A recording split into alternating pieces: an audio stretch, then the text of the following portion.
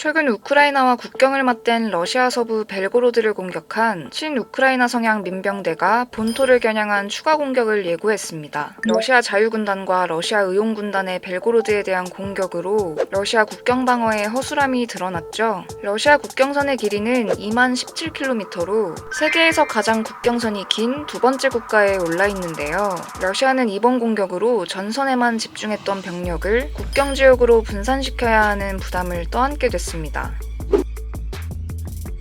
미국 뉴욕타임즈는 지난 24일 친우크라이나 성향 민병대들이 러시아 국경과 인접한 우크라이나 북부의 한 숲에서 게릴라식 기자회견을 열었다고 보도했습니다.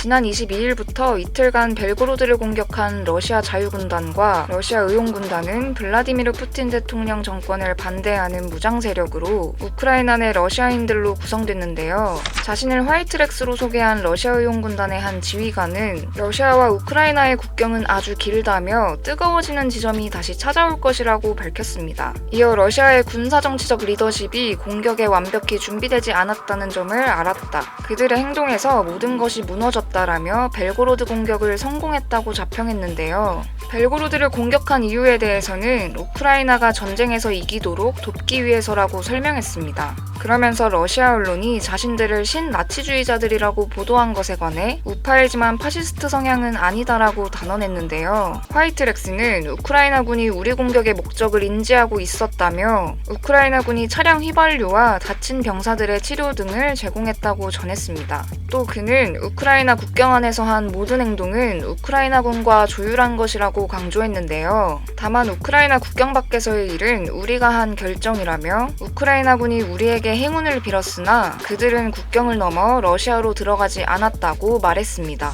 또 다른 지휘관 케사르는 벨고로드 공격 당시 러시아군의 상황에 대해 반응이 느렸고 겁에 질렸다. 무질서했으며 체계조차 없었다라고 주장했는데요. 민병대들이 본토를 공격한 의도와 더불어 그들이 사용한 미제 무기는 무엇일까요? 이와 관련 뉴욕타임즈는 민병대들이 우크라이나 남동부 전선에서 러시아 병력을 분산하고 러시아 정부를 당혹스럽게 하려는 의도로 분석했습니다. 앞서 뉴욕타임즈는 러시아 본토를 공격한 세력들의 미국산 쥐뢰 방호장갑차인 M1124 인터내셔널 맥스프로가 최소 3대 투입됐으며 이들 차량 중 최소 2대는 러시아군에 빼앗긴 것으로 파악됐다고 보도했는데요. 영국 일간 파이낸셜 타임즈 또한 러시아 의용군단을 이끄는 데니스 니키틴이 벨고로드 공격 과정에서 최소 2대의 엠랩과 여러 대의 험비 군용 차량 등 미국산 군사 장비들의 사용을 인정했다고 전했습니다. 길이 7m, 무게 14톤에 달하는 엠랩은 쥐뢰나 그쪽 폭발물의 파편이 비켜가도록 설계한 특수 차량으로